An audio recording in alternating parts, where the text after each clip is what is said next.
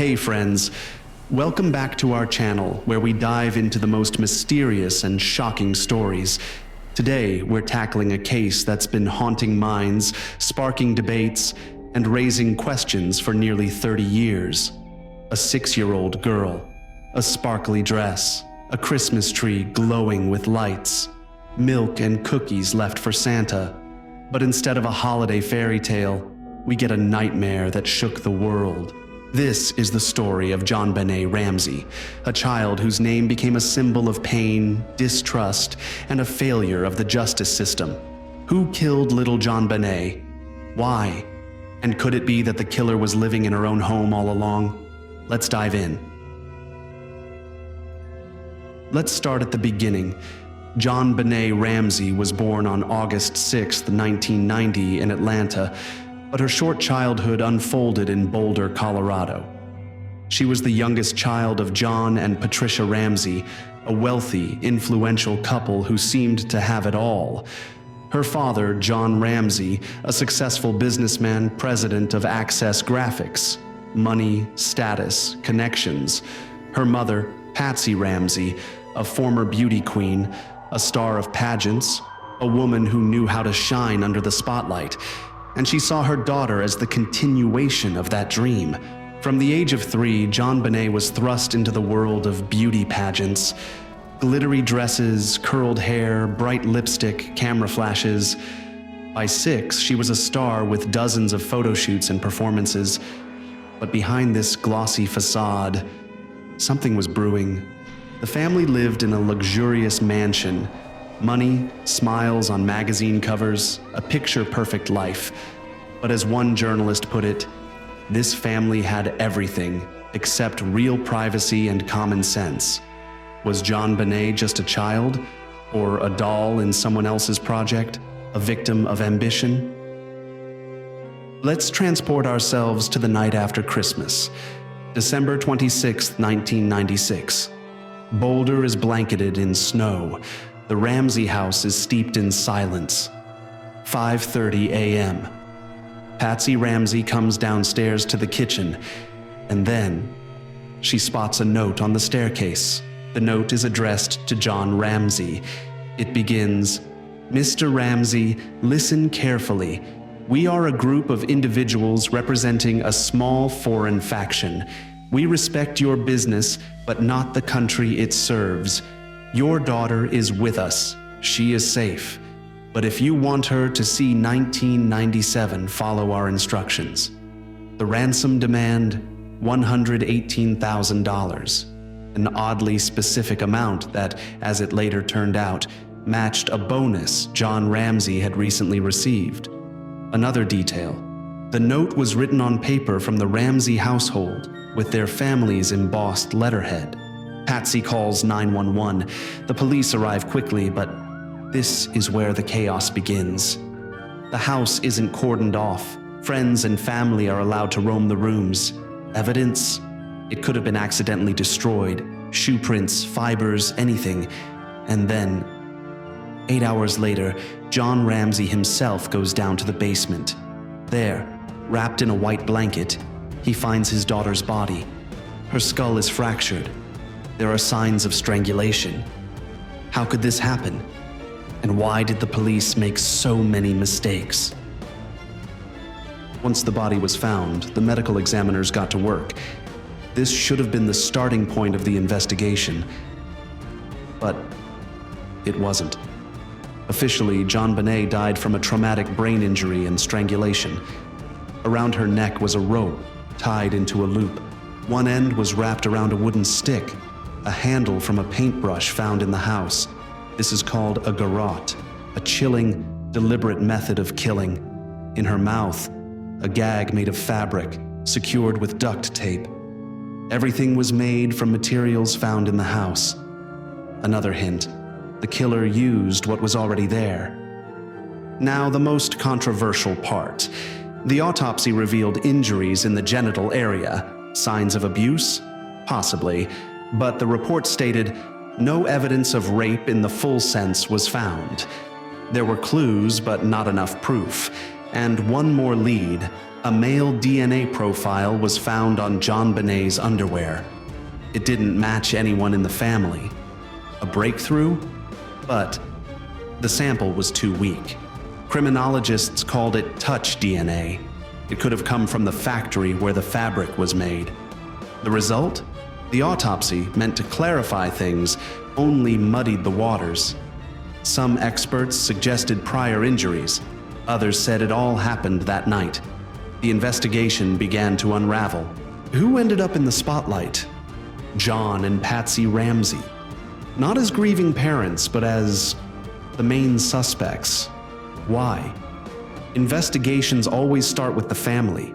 And here, there were too many questions. Why didn't Patsy search the house after finding the note? Why didn't she check the basement right away? Why were there no signs of a break-in? No damaged windows, doors, or locks? Everything intact. The Boulder police wanted to press the parents, but the district attorney's office insisted, look for an outsider based on the DNA. A conflict erupted. The police and prosecutors were practically at war, and then information leaked to the press.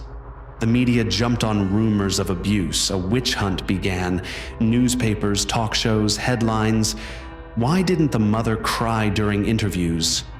Why did the father find the body and pick it up, destroying evidence? What is this family hiding? This wasn't just criticism, it was societal pressure.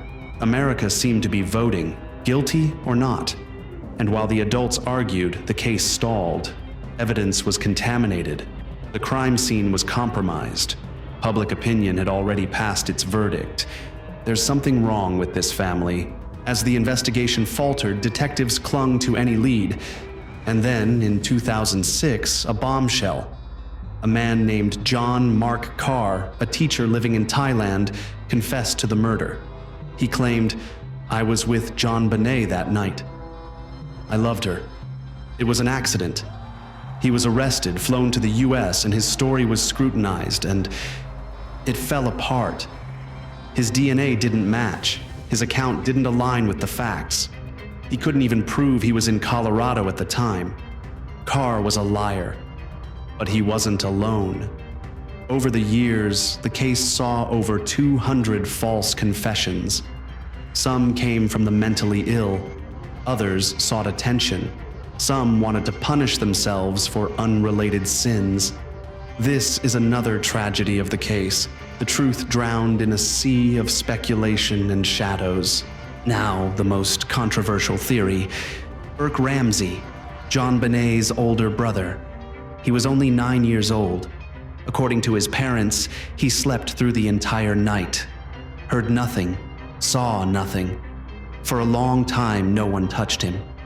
But years later, a question arose. What if the key was in the room across the hall? Here are the oddities that raised suspicion. In the 911 call made by Patsy, voices can be heard. After she hangs up, the microphone catches a whisper.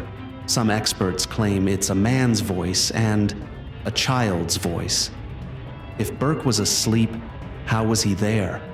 In his first interview, Burke was emotionless, restrained. Rumors emerged of sibling conflicts, normal, childish, but sometimes tense. In 2016, a CBS documentary boldly stated, "We believe JonBenét died because of her brother. The parents staged a kidnapping to protect their son." The response? Burke sued the network. The lawsuit demanded $750 million. He called it lies and exploitation of his tragedy. Psychologists who worked with Burke noted he was emotionally reserved but never aggressive. There's no direct evidence against him, just suspicions, shadows. Maybe he was truly asleep. Maybe he knows more but stays silent. Burke was never a suspect, but in the public's eyes, he's a key figure in this grim tale. Let's sum it up. The JonBenét case is a textbook example of how not to run an investigation. Every piece of evidence promised answers but led to dead ends. Rope and garrote, made from materials in the house. No fingerprints, no DNA. Gag and duct tape, same story. No leads. Ransom note, 3 handwritten pages on Ramsey paper. The handwriting seemed feminine, but no definitive author was identified. Basement window, broken, but no signs of intrusion. John said he broke it himself earlier. DNA on underwear, a male profile, but too weak, possibly factory contamination. Animal hair found on the blanket, but the Ramseys had no pets. Whose was it? Champagne bottle, open on the kitchen counter, but no glasses or fingerprints. Every clue was a hint, but none gave a name. This case is a labyrinth where every turn leads nowhere. More than 25 years have passed. The basement where JonBenét was found remains a metaphor for this case, a place where silence screams louder than any cry. Over the years, dozens of re-examinations were conducted.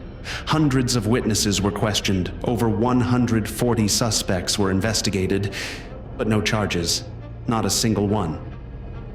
Patsy Ramsey died of cancer in 2006. She's buried next to her daughter.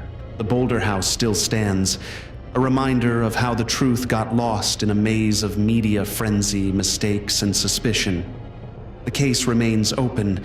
New theories pop up occasionally. The police mention new interest. But for now, silence. And now, a question for you, friends. What happened to JonBenét Ramsey that night? Was it an outsider who broke in, or a tragedy within the family? Why did the killer leave so many clues and none that point to them? Drop your theories in the comments. We read them, discuss them, and search for answers together.